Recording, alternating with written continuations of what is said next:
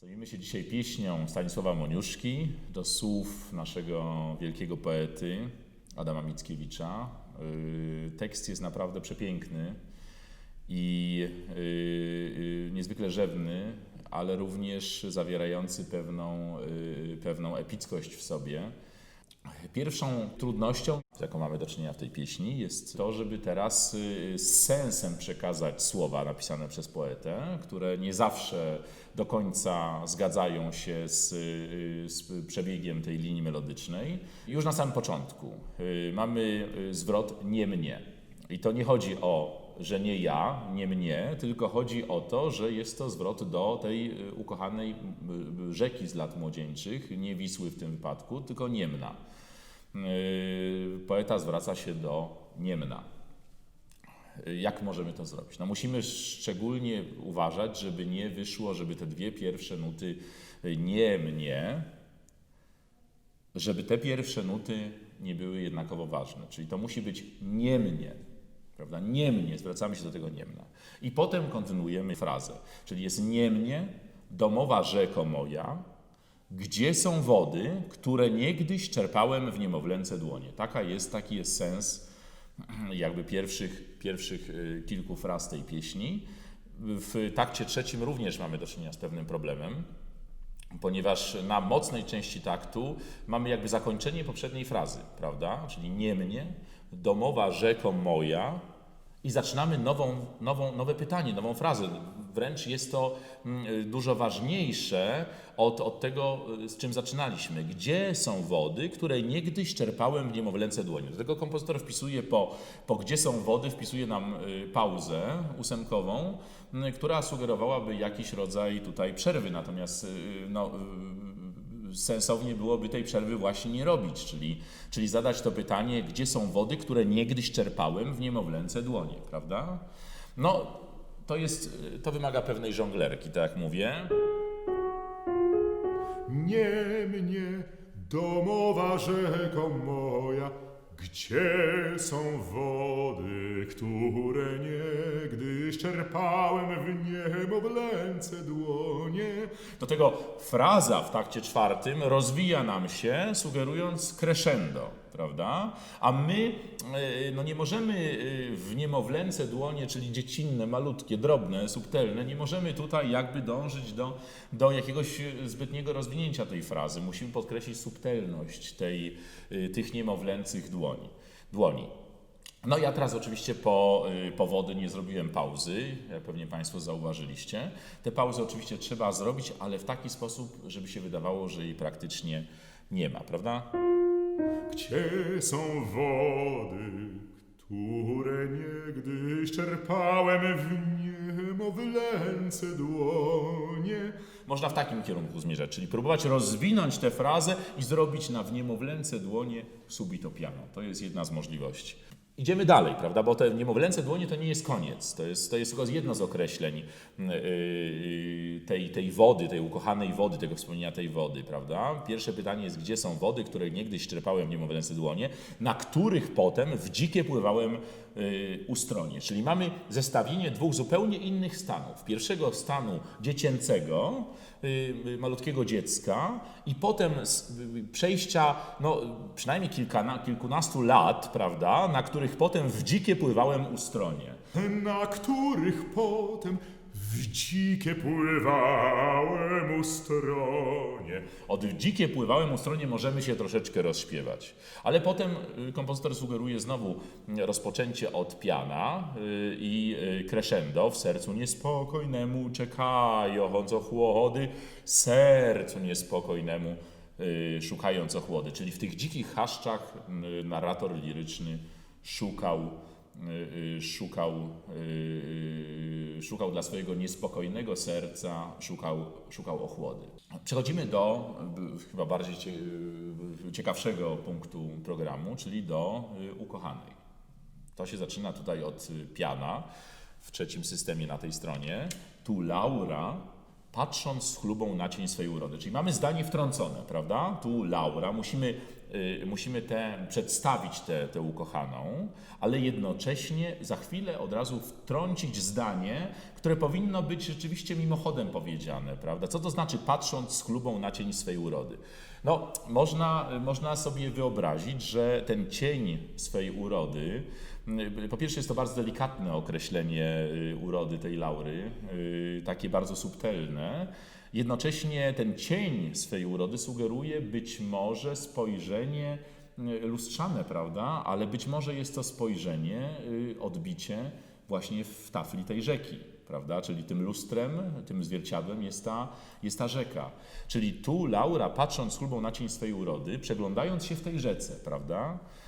Lubiła włos zaplatać i zakwiecać skronie. Być może narrator obserwował tę swoją ukochaną, czy niedoszłą ukochaną, kiedy ona przeglądała się w tej tafli rzeki, oglądała swój cień, jednocześnie zaplatając włosy. Tu Laura, Teraz można się uśmiechnąć. patrząc z chlubą na cień swej urody, lubiła włos zaplatać i zakwiecać skronie. Prawda, może w tym kierunku. Musimy malować ten proces, prawda? Wyobrazić sobie przede wszystkim ten proces pochylenia się nad tą rzeką, tego spojrzenia na tę rzekę i tego narratora lirycznego, który znajdował się gdzieś obok, być może zza krzaków, czy z tych dzikich ustroni gdzieś w tej rzece, na brzegu tej rzeki, gdzieś obserwuje tę swoją ukochaną, prawda? Nie chcąc jej również, nie chcąc jej przestraszyć, wystraszyć, prawda? Dlaczego o tym mówię? Dlatego, że teraz w następnym takcie, na trzeciej stronie, mamy piano pianissimo, prawda? Tu obraz jej malowny w srebrnej fali łonie, łzami nieraz mąciłem, zapaleniec młody. Tak, czyli potwierdza nam się to, co przypuszczaliśmy. Rzeczywiście było to podglądanie. No ale do czego zmierzam? Mamy tutaj rzeczywiście pianissimo, 3 razy piano pianissimo, prawda? Tu obraz jej malowny w srebrnej fali łonie. Niebezpieczeństwo polega na tym, że mamy na końcu taktu malowny, mamy bardzo krótką nutkę, którą siłą rzeczy, jeżeli ona jest bardzo krótka, to podkreślamy ją bardzo często. Więc proszę uważać, nie podkreślać tego. Dążymy do srebrnej fali łoni, to tak samo łonie. Łzami. Łzy to jest bardzo piękny po polsku wyraz. To jest w zasadzie wyraz złożony, to eł polskie jest w zasadzie samogłoską u, przez którą przechodzimy łzami. Proszę uważać, żeby wymawiać to łzami przed raz, czyli żeby a z łzami pojawiało się na pierwszą część taktu. Musimy to sobie zaplanować, a trudne jest to tym bardziej, o ile mamy właśnie na końcu taktu 19 mamy 8 do zaśpiewania, prawda? W srebrnej fali łonie, łza, łonie, łzami nieraz mąciły. Musimy sobie to dobrze przygotować. I przechodzimy do taktu 21, w którym mamy forte, czyli mamy jakby bunt tego właśnie poety, który zapłakał ze szczęścia i mącił taflę tej rzeki, tego Niemna swoimi łzami szczęścia i nagle zapaleniec młody, prawda? Czyli człowiek, który gdzieś jest po prostu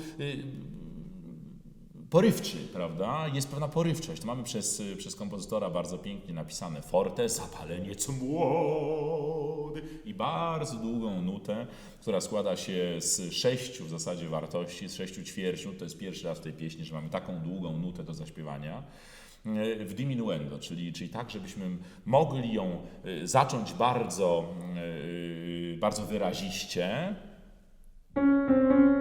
Zapaleniec młody